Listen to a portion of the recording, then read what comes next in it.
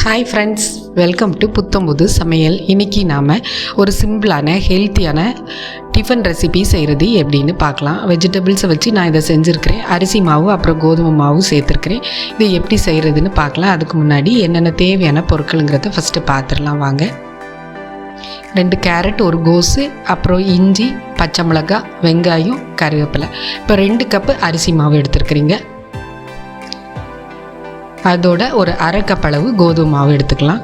இதுதான் மொத்த இன்க்ரீடியன்ஸே. சிம்பிளான ரெசிபி. இப்போ எப்படி செய்கிறதுன்னு பார்க்கலாம். நம்ம எவ்வளோ அரிசி மாவு எடுத்துருக்கோமோ அதே குவான்டிட்டிக்கு நீங்கள் தண்ணி எடுத்துக்கணும்.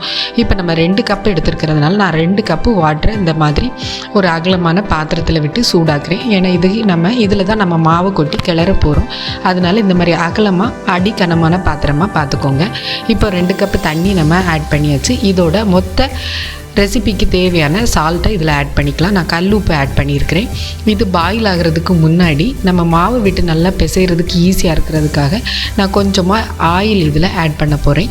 நல்லெண்ணெய் இல்லைன்னா தேங்காய் எண்ணெய் ஆட் பண்ணிக்கலாம். நான் 1 ஸ்பூன் தேங்காய் எண்ணெய் ஆட் பண்ணியிருக்கிறேன். இது நல்லா பாயில் ஆகட்டும். ஹை ஃப்ளேமில் வச்சுக்கோங்க. நல்லா பாயில் ஆகும்போது நம்ம எடுத்து வச்சுருக்க அரிசி மாவை கொஞ்சம் கொஞ்சமாக சேர்த்துக்கலாம். பச்சரிசி மாவு நம்ம இடியாப்ப மாவுன்னு கடையில் வாங்குகிறோம் இல்லையா, அந்த மாவு தான் நான் சேர்த்துருக்கிறேன். இப்போ பாருங்கள், இந்த மாதிரி கொஞ்சம் கொஞ்சமாக மாவை அதில் ஆட் பண்ணுங்கள். ஆட் பண்ணி அந்த கொதிச்சுட்டு இருக்கிற தண்ணியோடு இந்த மாவு நல்லா மிக்ஸ் ஆகிட்டு இந்த மாதிரி ஒரு கரண்டி எடுத்துக்கோங்க. மரக்கரண்டினா உங்களுக்கு இந்த ஹீட்டு கைக்கு ட்ரான்ஸ்ஃபர் ஆகாமல் இருக்கும். உங்களுக்கு கிளறதுக்கும் ஈஸியாக இருக்கும். அடுப்பை இப்போ நம்ம சிம்மில் வச்சுக்கோங்க, இல்லைன்னா மாவும் அடியில் பிடிச்சிரும். அடுப்பை நல்லா சிம்மில் வச்சுட்டு இந்த மாவு ஃபுல்லாக அந்த தண்ணியில் நல்லா மூழ்கி அப்படியே அப்சர்வ் பண்ணுறது வரைக்கும் வெயிட் பண்ணுங்கள். இப்போ பாருங்கள், ஓரளவு ஃபுல்லாக எல்லா மாவும் தண்ணியை அப்சர்வ் பண்ணிவிட்டு இந்த ஸ்டேஜில் நம்ம என்ன பண்ணிடலாம், அடுப்பை ஆஃப் பண்ணிவிட்டு ஒரு 2 நிமிஷம் கை விடாமல் இந்த மாதிரி ஈவனாக கிளறி விடுங்க. அடுப்பை ஆஃப் பண்ணிவிட்டு கிளறினா போதுமான, ஏன்னா தண்ணி நல்லா ஹீட்டாக இருக்கும். இப்படியே கிளறி விடுங்க, இல்லைன்னா அடி பிடிச்சிரும். அதுக்காக தான். இப்போ இதை அப்படியே ஆற விட்டுடலாங்க. ஆறுனதுக்கப்புறம் நம்ம இதோட வெஜிடபிள்ஸ் சேர்த்துக்கலாம். இப்போ அதுக்குள்ளே நம்ம எல்லாத்தையும் கட் பண்ணி எடுத்துருக்கிறேன். இந்த மாதிரி சின்ன சின்னதாக கட் பண்ணியிருக்கிறேன். இதை மிக்ஸ் பண்ணுறதுக்கு ஈஸியாக அந்த அகலமான இந்த மாதிரி ஒரு பாத்திரத்தில் சின்னதாக கட் பண்ண எல்லா காய்கறிகளோட கேரட்டை மட்டும் நான் துருவி வச்சுருக்கேன். எல்லாம் சேர்த்து நல்லா மிக்ஸ் பண்ணிக்கலாம். பச்சை மிளகாய், கருவேப்பிலை, இஞ்சி எல்லாம் ரொம்ப சின்னதாக கட் பண்ணியிருக்கிறேன். கோஸையும் வெங்காயத்தையும் ஒரே ஸ்டேஜில் கட் பண்ணி எடுத்துருக்கிறேன். அதோட கேரட்டை மட்டும் துருவி ஆட் பண்ணியிருக்கோங்க. இப்போ எல்லாத்தையும் சேர்த்து நல்லா மிக்ஸ் பண்ணிக்கலாம். நீங்கள் கேரட்டு கோஸு கூடால சேர்த்து முள்ளங்கி இருந்தால் முள்ளங்கியும் சேர்த்துக்கலாம். இல்லை வேறு ஏதாவது வெஜிடபிள்ஸு, கீரை இருந்தால் கூட இது கூட சேர்த்து செஞ்சு பாருங்கள், அதுவும் நல்லாயிருக்கும். இப்போ நம்ம ஆறின மாவை இந்த மாதிரி உதுத்தி இதோட ஆட் பண்ணிக்கோங்க. அது நல்லா மிக்ஸ் ஆகி இதோட சேர்த்து நல்லா மிக்ஸ் பண்ண போகிறோம். மிக்ஸ் பண்ணி நல்லா சப்பாத்தி மாவு எப்படி பிசைவோமோ அதே ஸ்டேஜ் தான் நமக்கு இதுக்கு தேவை. அதை விட லூஸாக இருந்தாலும் ரொட்டி தட்டுறதுக்கு வராது, இல்லை ட்ரையாக இருந்தாலும் வராது. அந்த ஸ்டேஜில் நம்ம இதை ரெடி பண்ண போகிறோம். இப்போது இந்த காய்கறி நமக்கு மாவில் 4ல் 1 பங்கு இருக்கிறதுனால இதோட சேர்த்து மிக்ஸ் ஆகுறதுக்கு கொஞ்சம் டைம் எடுக்கும். நல்லா கை விட்டு இந்த மாதிரி சாஃப்டாக பிசைஞ்சு கொடுங்க. நல்லா மிக்ஸ் ஆகட்டும். மிக்ஸ் ஆனதுக்கு அப்புறமா ரொட்டி தட்டும்போது கீறல் விழாமல் இருக்கிறதுக்காக நம்ம கொஞ்சமாக கோதுமை மாவை ஆட் பண்ண போகிறோம். அந்த ஃப்ளெக்சிபிலிட்டிக்காகவும் உருண்டை வர்றதுக்காகவும் நம்ம அரை கப்பு எடுத்திருந்தால் கூட நான் இப்போ 1/4 கப்பு மாவை தான் ஆட் பண்ணியிருக்கிறேன். இதை சேர்த்து நல்லா பிசைஞ்சு பார்ப்போம். கரெக்ட் ஸ்டேஜுக்கு வந்துடுச்சுன்னா தேவையில்லை, இனி மாவு அப்படியே விட்டுடலாம். இல்லை வேணும்னா கூடுதலாக மாவு சேர்த்துக்கலாங்க. இப்போ பாருங்கள், இதை நல்லா பிசைஞ்சு விடுங்க. கையில் ஒட்டாமல் நல்லா உருண்டு வரும் நம்ம கோதுமை மாவு சேர்த்ததுனால. பாருங்கள், இப்போ மாவு ரெடி ஆகிடுச்சு. சப்பாத்தி மாவு ஸ்டேஜ்லேயே நான் ரெடி பண்ணியிருக்கிறேன். அதே பக்குவத்தில் வந்துடுச்சு. நம்ம எப்பவும் போல் மேலே 1 ஸ்பூன் ஆயிலை விட்டு நல்லா ஸ்ப்ரெட் பண்ணி விடுங்க, ட்ரை ஆகாமல் இருக்கிறதுக்கு. இதை உடனே நீங்கள் ரொட்டியாக தட்டிக்கலாம். இல்லை அப்படின்னா ஒரு 1/2 hour கூட ஊற வச்சுட்டு கூட தட்டிக்கலாம். ஒன்றும் பெரிய அளவில் வித்தியாசம் இருக்காது. அப்படியே ஊற விட்டாலும் நல்லா தான் இருக்கும். இப்போ அப்படியே வச்சுக்கலாம். இதை எப்படி நம்ம குக் பண்ணுறது அப்படிங்கிறது இப்போ பார்க்கலாம் வாங்க.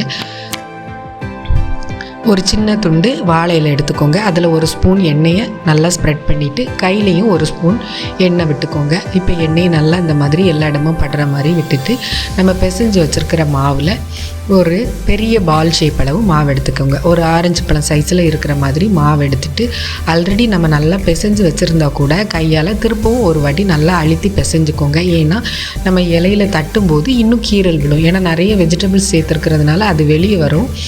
அதோடு நம்ம அரிசி மாவு அப்படிங்கிறதுனால அது ரொம்பவே சாஃப்டாக இருக்கும். அதனால ஈஸியாக கீறல் விழும். கீறல் இல்லாமல் நீங்கள் இந்த மாதிரி கையால் அழகாக ரவுண்டாக ஸ்ப்ரெட் பண்ணிக்கோங்க.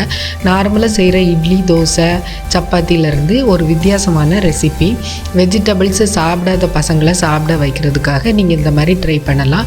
என்ன வெஜிடபிள்ஸ் இருந்தாலும் இதே மாவோடு சேர்த்து செஞ்சிங்கன்னா சூப்பராக இருக்கும். பசங்களையும் சாப்பிட வைக்கலாம். அதோட ஒரு ஹெல்த்தியான நியூட்ரிட்டிவ் ரெசிபியாகவும் இருக்கும். ஒரு வித்தியாசமான ரெசிபிங்கிறதுனால இன்ட்ரெஸ்ட்டாக சாப்பிடவும் செய்வாங்க. இன்னொன்று, இதுக்கு வந்து சைட் டிஷ்ஷே வேண்டாம். நம்ம காரம், உப்பு எல்லாமே இதில் போட்டிருக்கிறதுனால அப்படியே சாப்பிடலாம். தேவைப்பட்டால் நீங்கள் தேங்காய் சட்னி இல்லை தக்காளி சட்னி சேர்த்துக்கலாம், நல்லாயிருக்கும். இப்போ நம்ம பேன் அடுப்பில் வச்சுட்டு நல்லா ஹீட் ஆகட்டும். ஒரு 2 ஸ்பூன் அளவு ஆயில் ஆட் பண்ணியிருக்கிறேன். நான் இதில் நல்லெண்ணெய் ஆட் பண்ணியிருக்கிறேன். நல்லா ஹீட் ஆனதுக்கு அப்புறமா நம்ம தட்டி வச்சுருக்க ரொட்டியை போட்டு இந்த மாதிரி எல்லா பக்கமும் ஆயில் நல்லா ஒட்டுற மாதிரி ஒரு சுற்றி விட்டுருங்க. விட்டுட்டு அடுப்பை வந்து மீடியம் ஃப்ளேமில் வச்சுக்கோங்க. ரொம்ப ஹை ஃப்ளேமில் வேண்டாம். வெளியே வந்து ட்ரை ஆயிரும், உள்ளே வந்து சாஃப்டாக இருக்கும். அதனால நம்ம மீடியம் ஃப்ளேமில் போட்டு நல்லா இந்த மாதிரி வேக வச்சு எடுங்க. ஒரு பக்கம் பாருங்கள் நல்லா கோல்டு கலரில் வந்துடுச்சு. இப்போ அடுத்த பக்கம் நம்ம மாற்றி போட்டிருக்கோம். மாற்றி போடும்போது ரொம்ப கேர்ஃபுல்லாக மாற்றி போடுங்க. ரொம்ப சாஃப்டாக இருக்கும். அதனால டக்குன்னு உடஞ்சி விழுந்துடும். இல்லை, கொஞ்சம் கேர்ஃபுல்லாக எடுங்க. அந்த சப்பாத்தியை விட ரொம்ப சாஃப்டாக இருக்கும். பன்னு மாதிரி இருக்கும். சூடாக சாப்பிட்றதுக்கு ரொம்பவே சூப்பராக இருக்கும். இந்த வித்தியாசமான ரெசிப்பியை நீங்களும் கட்டாயம் ட்ரை பண்ணி பாருங்கள். உங்கள் வீட்டில் இருக்கவங்க ரொம்ப நல்லா இருக்குன்னு கட்டாயம் சாப்பிடுவாங்க. இப்போ பாருங்கள், ரெடி ஆகிடுச்சு. நம்ம இதை தட்டில் எடுத்து சர்வ் பண்ணிடலாம். வேணும்னா நீங்கள் புதினா சட்னியோ இல்லை தக்காளி சாஸோ வச்சு இதுக்கு கொடுங்க, சூப்பராக இருக்கும். பிடிச்சிருந்தால் லைக் பண்ணுங்கள், ஷேர் பண்ணுங்கள். எங்கள் சேனலை சப்ஸ்கிரைப் பண்ண மறந்துடாதுங்க. பிடிச்சிருந்ததுன்னா எங்களுக்கு மறக்காமல் கமெண்ட் பண்ணுங்கள். ஒரு சூப்பரான ரெசிபியோட மீண்டும் உங்களை சந்திக்கிறேன். தேங்க்யூ.